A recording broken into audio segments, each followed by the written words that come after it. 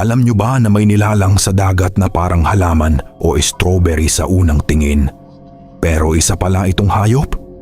Ito ang strawberry feather star, isang kakaibang nilalang na matatagpuan sa mga karagatan ng Indo-Pacific region, kabilang ang mga bahagi ng Pilipinas.